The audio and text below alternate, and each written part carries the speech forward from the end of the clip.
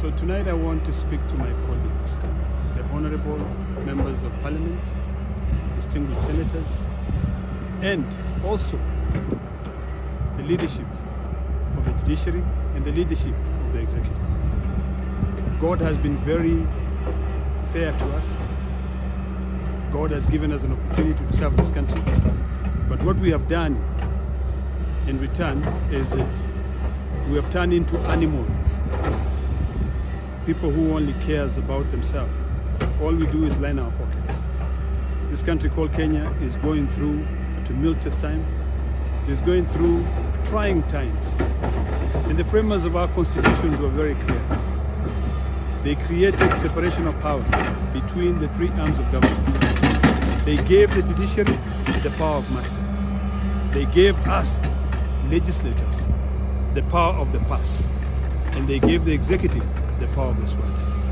But today, what we've experienced in this country is that the executive is being controlled by outside forces, specifically the IMF and the World Bank, coming up with policies which are so foreign, which end up destroying the integrity of our nation.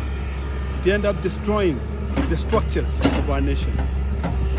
I want us to remember that we are only in this world for a very short time.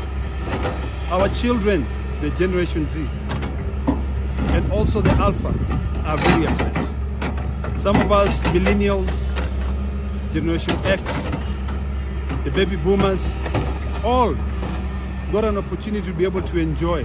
Most of them, from the community that I come from, got free land. Our children now, the Generation Z and Alpha, will have to be buying that land. But a foreign power comes and tells you, convert freehold titles into leasehold. And you don't care about the consequences or the unintended consequences. We don't need just for the sake of it. We need to be able to please God and to be able to take care of our land for future generations. Let us care about future generations. There's something called intergeneration fairness, which all of us must put ahead to make sure that anything we do it for generations to come. So I want to remind members of parliament that you're not there because you were elected by the president. He too went to the voters and asked to be elected. But the moment you get there, you know, and I know very well, and I want to look at you straight in your face. And if I'm lying today, please tell me so. You know we are enticed with money. We are given tokens. Sometimes we are told, pass this bill, you get some little money. For what? And you're just gonna fucking die and leave all those things here. In fact, you'll even take that money, you'll go buy the most expensive bottle of whiskey, drink it, go to the best restaurants, sometimes even go get a chick there. You know, and then what happens? You fucking go and shit. The Generation Z are pissed off, and they have a right to be pissed off.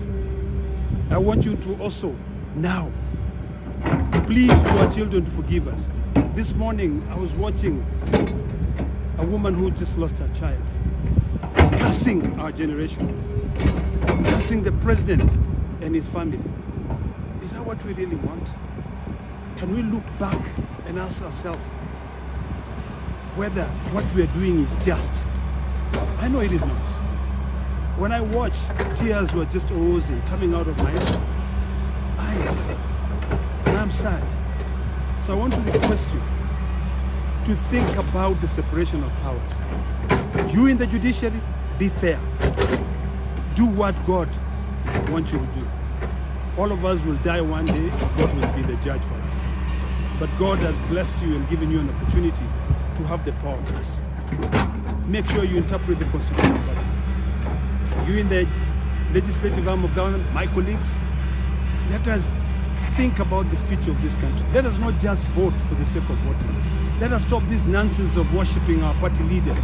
Let us stop this nonsense of worshipping the executive, such that the Speaker of the National Assembly even stops the broadcast of a public body proceedings of the National Assembly. You stop them. You don't want them to be broadcast.